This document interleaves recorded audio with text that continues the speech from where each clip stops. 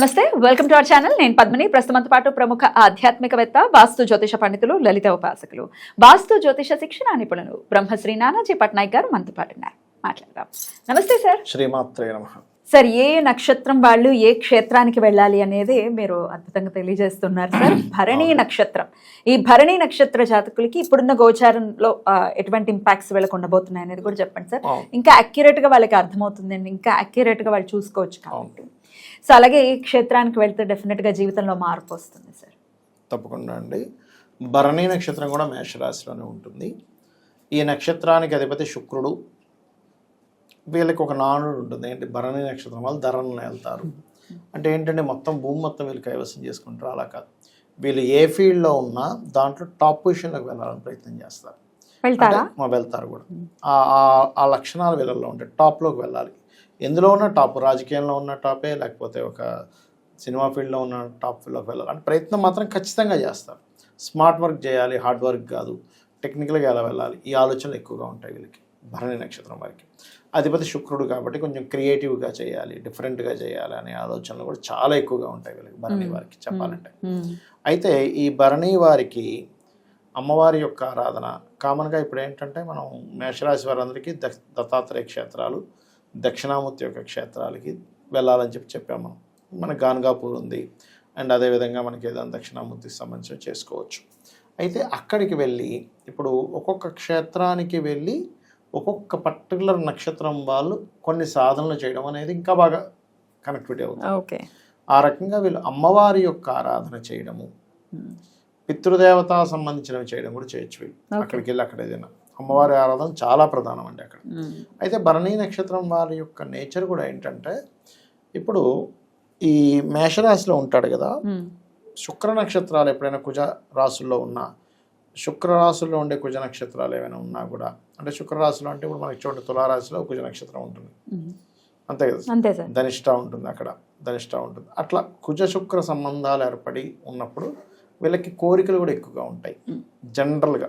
అది సెక్సువల్ కోరికలు అనుకోండి, లైఫ్లో ఉండేటువంటి అనేక రకరకాల కోరికలు, లగ్జరియస్ కోరికలు అనుకోండి, చాలా ఎక్కువగా ఉంటాయి అన్నమాట వీళ్ళకి. దాన్ని సాధించుకోవడానికి వీళ్ళు ఇదవుతారు కూడా. అయితే ఇక్కడ ఏంటంటే, కోరిక ఉండడం వేరు, ఆ కోరిక నెరవేరడం వేరు. ఇక్కడ మనం క్షేత్ర సంబంధించి చెప్పేది ఈ పాయింట్కే వస్తున్నాం మనం. ఇప్పుడు పలానా కోరిక ఉంది, ధరణ వెళ్తారు అన్నారు, ఏంటంటే మొత్తం చేసేసుకోవాలని, మొత్తం ఒక దీంట్లోకి వెళ్ళిపోవాలని ఉంటుంది. కానీ అంత దీంట్లోకి వెళ్ళాలంటే నీకు నీ పూర్వజన్మ కర్మ బలం కొంత ఉంటే దైవ బలం కొంత యాడ్ అవ్వాలి. ఈ దైవ బలం ఎలా యాడ్ అవ్వాలి అంటే, మీకు ఈ భరణీ నక్షత్రం మేషంలో ఉంటే ఈయన 2 and 7th లార్డ్ అవుతాడు భరణీ నక్షత్రానికి. ఎప్పుడు కూడా వీళ్ళకి లైఫ్ పార్ట్నర్ తోడైతే మళ్ళీ దాని ప్రభావం పెరుగుతుంది. అంటే లైఫ్ పార్ట్నర్ సపోర్ట్ అవ్వాలి, గుడ్ రిజల్ట్స్ ఫైనాన్షియల్ గా. ఎప్పుడు భరణీ నక్షత్రం వాళ్ళకి లైఫ్ పార్ట్నర్ వల్లే ఫైనాన్షియల్ గ్రోత్ పెరుగుతుంది జనరల్ గా, వాళ్ళు సింగిల్ గా కంటే కూడా. ఎందుకంటే 2 and 7th లార్డ్ కదా. లైఫ్ పార్ట్నరు, సామాజిక సంబంధించిన విషయాలు, సోషల్ గా వెళ్ళేటువంటి, సోషల్ మీడియాస్ త్రూగా వెళ్ళేటువంటివి, ఇవి వీళ్ళకి చాలా చాలా చాలా ప్లస్ అవుతాయి అన్నమాట చెప్పాలంటే. అయితే వీళ్ళకి గోచారం కూడా వీళ్ళకి కనుక చూసుకున్నట్లయితే, ఇప్పుడు అశ్వినికి 12లో ఉండే శని కంటే భరణికి తక్కువ ప్రభావం ఉంటుంది. ఎందుకంటే ఇదేమో నక్షత్రం కేతు, అది శని, డిఫరెంట్ ఎనర్జీస్. ఇదేమో నక్షత్రం శుక్రుడు, శని. అంటే ఏమవుతుందంటే, మనం చూడండి, మన మైండ్ యాక్సెప్ట్ చేయడం వేరు, దాన్ని యాక్సెప్ట్ చేయకుండా ఇబ్బంది పడ్డం వేరు. యాక్సెప్ట్ చేస్తే మనకు అది హాయిగా అనిపిస్తుంది ఏదైనా. యాక్సెప్ట్ చేయకపోతే, ఇప్పుడు ఎంజాయ్ చేస్తే అది హాయిగా అనిపిస్తుంది. ఇప్పుడు పిల్లవాడు ఉన్నాడు, పొద్దున్న సాయంత్రం ఫోన్ ఆడుకుంటుంటాడు, కంప్యూటర్లో ఆడుకుంటుంటాడు, ఎగురుతూ ఉంటాడు. జనరల్గా దాన్ని వర్క్గా తీసుకునే వ్యక్తి 5 ఎప్పుడు అవుద్దా వెళ్ళిపోదామా అని దాన్ని ఎంజాయ్ చేయట్లే. ఇక్కడ ఏమవుతుందంటే, శుక్ర నక్షత్రం అయినందుకు మీరు శుక్ర నక్షత్రాలు కానీ, బుధ నక్షత్రాలకు కానీ, అండ్ అదేవిధంగా మీకు అశ్విని, భరణి, కృత్తిక, రోహిణి, మృగశిర, రుద్ర, రాహు నక్షత్రాలు కానీ, ఈ నక్షత్రాలు ఏవైతే ఉంటాయో, ఈ నక్షత్రాల్లో జన్మించిన వారికి ఏల్నాడ్స్ అనే ప్రభావం అనేది కూడా పెద్దగా స్ట్రెస్గా తీసుకోరు. ఎందుకు అంటే దాన్ని యాక్సెప్ట్ చేస్తారు వాళ్ళు, సిచ్యువేషన్ యాక్సెప్ట్ చేసే రకంగా ఉంటుంది ఏల్నాడ్స్ అని. కానీ అలా కాకుండా గోచార కేతు ఉన్నాడు అనుకోండి. ఇప్పుడు ఎగ్జాంపుల్ వృషభం వారికి, వృషభంలో ఏల్నాడ్స్ అనే ప్రభావం కంటే కూడా, మేషంలో ఏల్నాడ్స్ అనే ప్రభావం కంటే కూడా భరణి నక్షత్రం వాళ్ళకి పంచమంలో ఉండే కేతు ప్రభావం ఎక్కువ అనిపిస్తుంటుంది. అంటే అలాగా పంచమంలో కేతు అంటే ఏంటి, సంతానం. సంతానం గురించి అశ్విని నక్షత్రం వాళ్ళు ఎక్కువ ఫీల్ అవ్వరు కానీ భరణి నక్షత్రం వాళ్ళు ఎక్కువ ఫీల్ అవుతారు. ఫ్రెండ్స్ విషయంలో కూడా అశ్విని నక్షత్రం వాళ్ళు ఎక్కువ ఫీల్ అవ్వరు కానీ భరణి నక్షత్రం వాళ్ళకి ఎక్కువ ఫీల్ ఉంటుంది. ఎందుకంటే ఇదేమో శుక్ర నక్షత్రం, పంచమంలో ఉన్నాడు కేతు. అందుకని ఫ్రెండ్స్, ప్రేమ వ్యవహారాలు వీళ్ళు కొంచెం ఎక్కువ స్ట్రెస్ అవుతారు. అశ్విని నక్షత్రం వాళ్ళకంటే కూడా అయ్యో వీడిని ఫ్రెండ్ అని నమ్మితే ఇలా చేశాడేంటి, ఈ షేర్ మార్కెట్లో పెడితే అనవసరంగా ఇబ్బంది పడ్డాను. అందుకనే భరణి నక్షత్రం వాళ్ళు పొరపాటును కూడా ఈ కేతు మారే వరకు, అంటే ఈ నవంబర్ 25వ తేదీకి కర్కాటకంలోకి మారుతాడు, అప్పటి వరకు ఎటువంటి ఇన్వెస్ట్మెంట్స్ కానీ నిర్ణయాలు కానీ అస్సలు తీసుకోకూడదు. మ్యూచువల్ ఫండ్స్ అనుకోండి, షేర్ మార్కెట్ అనుకోండి, ఈజీగా వచ్చే మనీ ఏదైనా కానీ ఇటువంటి విషయాల పట్ల కాస్త జాగ్రత్తగా ఉండాలి. రైట్. అమ్మవారి సాధన అన్నారు కాబట్టి ఏదైనా ఒక నామం జీవిత పర్యంతం చేసుకునే విధంగా చెప్తారా సార్? చెప్తా అండి. అంటే వీళ్ళకి first of all second lord అవుతున్నాడు కాబట్టి ఫైనాన్స్ గ్రోత్ అయ్యేటువంటి నామం చేసుకోవడం మంచిది. ఎందుకంటే వీళ్ళ డిజైర్ కూడా కొంచెం ఫైనాన్షియల్ గ్రోత్ అవ్వాలనే డిజైర్ చాలా ఎక్కువగా ఉంటుంది. కాబట్టి వీళ్ళకి ఓం సంపత్కరీ సమారూఢ సింధుర వ్రజ సేవితాయ నమః లేదా ఓం ధర్మాధ్యక్ష ధనాధ్యక్ష ధనధాన్య వివర్ధిని నమః, ఈ రెండు నామాలు కూడా అద్భుతంగా పనిచేస్తాయి చెప్పాలంటే.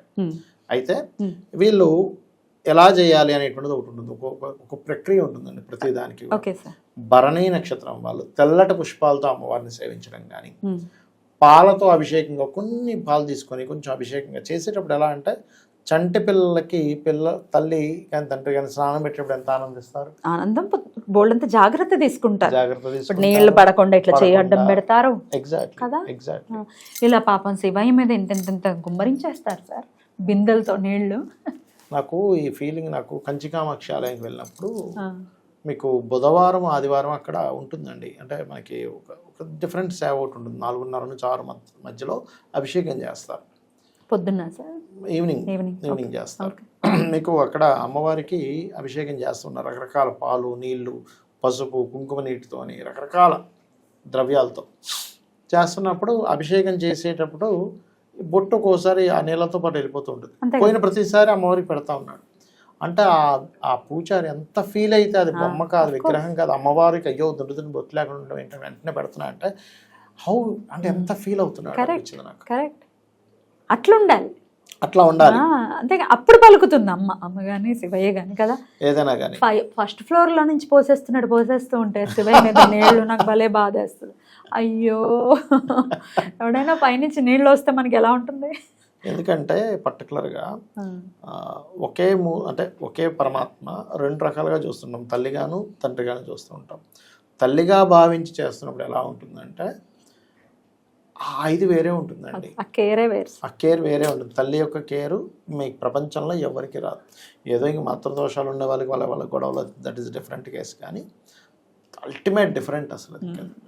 కాకపోతే మీరు పరిపూర్ణంగా ఎంత నమ్ముతున్నారు తల్లిగా అనేది ఇక్కడ ముఖ్యం. ఎందుకంటే భరణీ నక్షత్రం వారికి ఎక్కువగా అమ్మవారి ఆరాధన దక్షిణామూర్తి క్షేత్రాలకి అక్కడికి వెళ్ళి అక్కడ క్షేత్రాలలో ఉంటూ అమ్మవారి ఆరాధన చేయడం, దక్షిణామూర్తి ఆరాధన చేయడం వీళ్ళ లైఫ్ని ఖచ్చితంగా ఫైనాన్షియల్గా మార్పు తెస్తుంది. అమేజింగ్. అలాగే తీసుకురావాలి. ఎలాగో వాళ్ళకి ఆ డిజైర్ ఉంటుంది, బాగా సంపాదించాలి, నా ఫ్యామిలీని బాగా చూసుకోవాలి, లగ్జరియస్ గా వీళ్ళ లైఫ్ లీడ్ చేయించాలి ఫ్యామిలీని అనే ఫీలింగ్ ఉంటుంది. కొంచెం హుందాతనం కూడా ఎక్కువ, నక్షత్రం వారికి.